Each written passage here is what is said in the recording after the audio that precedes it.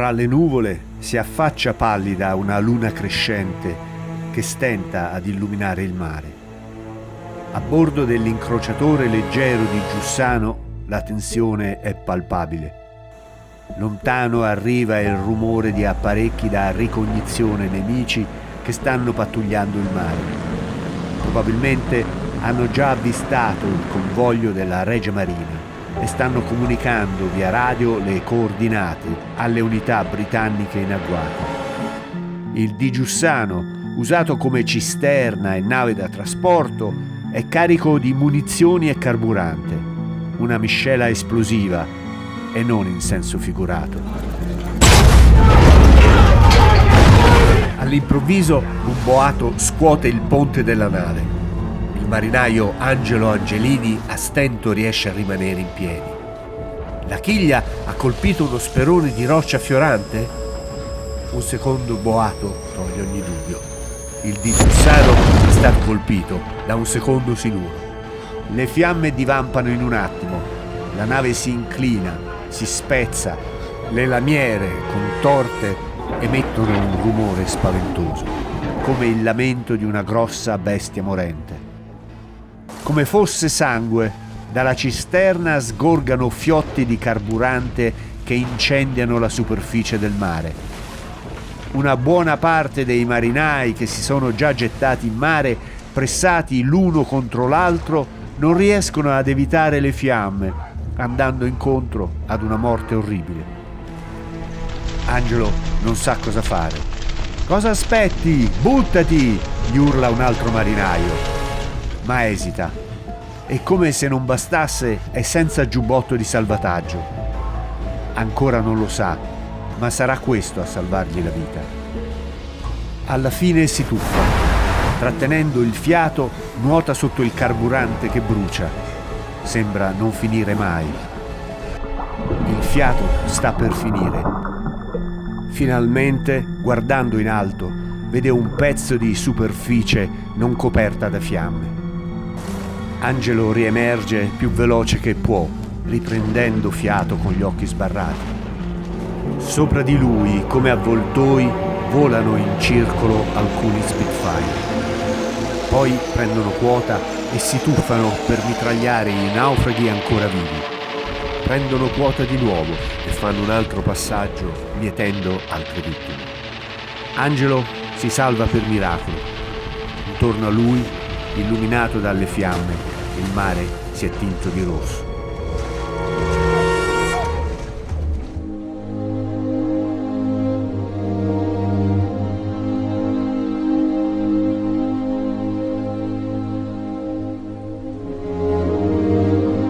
La narrazione dominante sui crimini commessi nella Seconda Guerra Mondiale è incentrata principalmente, se non esclusivamente, sulle azioni intraprese dalle potenze dell'asse. La Shoah, le aggressioni imperiali, i crimini di guerra e contro l'umanità commessi da Germania, Italia, Giappone e i loro alleati come Ungheria, Croazia, eccetera. Tuttavia, un'analisi più completa e obiettiva del conflitto deve anche considerare le zone d'ombra delle potenze alleate, dei vincitori. Non per relativizzare le colpe delle forze dell'asse, ma per riconoscere che da sempre la guerra, e specialmente quella moderna, anche quando combattuta per la democrazia, ha generato decisioni e conseguenze spesso tragiche. Va anche precisato che non tutte le forze alleate erano poi democrazie. Il Brasile del dittatore Vargas non lo era, e non lo era neanche l'Unione Sovietica di Stalin, uno dei più brutali regimi della storia contemporanea. Ma cominciamo dalla Gran Bretagna.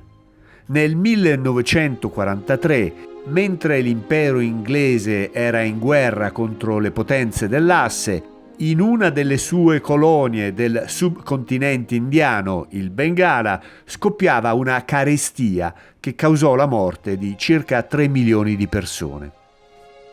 Nel libro Churchill's Secret War, la storica Madhusri Mukherjee afferma che le autorità britanniche bloccarono o ritardarono l'invio di aiuti alimentari per dare priorità logistiche alle esigenze militari altrove.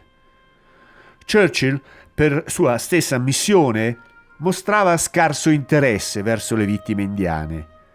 Fonti storiche dimostrano che le richieste d'aiuto da parte dei funzionari coloniali furono sistematicamente ignorate.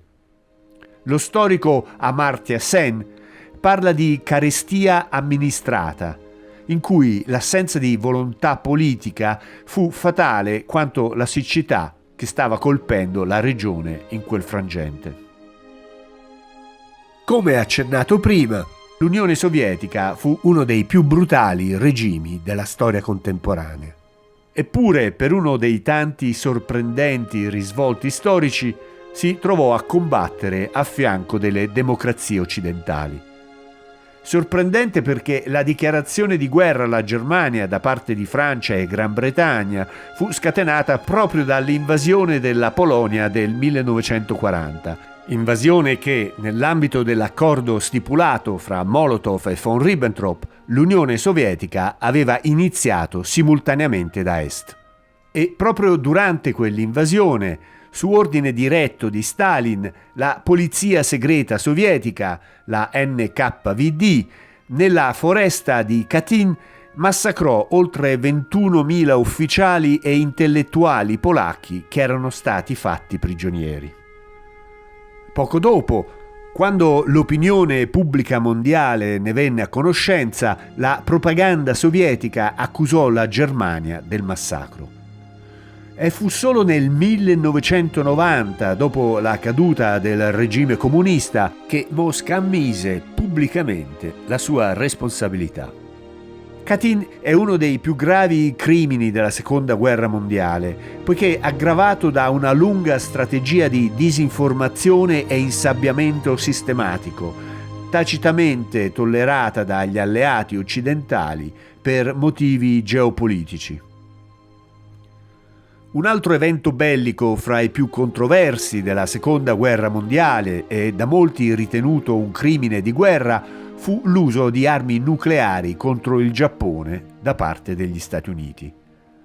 Il 6 agosto 1945 il B-29 americano Enola Gay sganciò la bomba soprannominata Little Boy su Hiroshima e il 9 agosto il B-29 Boxcar sganciò la bomba soprannominata Fat Man su Nagasaki. Le due esplosioni nucleari provocarono la morte istantanea di almeno 100.000 civili e altre decine di migliaia continuarono a morire nei mesi e anni successivi a causa delle radiazioni. La giustificazione ufficiale fu quella che optare per l'invasione del Giappone avrebbe provocato un enorme numero di vittime fra le truppe americane. Ma molti storici oggi ritengono che il Giappone fosse già vicino alla resa. Altri storici invece ritengono che l'ordine fu dato anche per testare gli effetti delle armi su uomini e cose e per mandare un segnale all'Unione Sovietica in un momento in cui i rapporti con l'alleato stavano deteriorando rapidamente e si stava già profilando l'inizio della Guerra Fredda. Alcuni scienziati del Manhattan Project, come Leo Szilard, tentarono invano di opporsi all'uso delle armi atomiche. Anche i bombardamenti incendiari su Tokyo, Dresda e Amburgo furono devastanti e causarono decine di migliaia di vittime civili.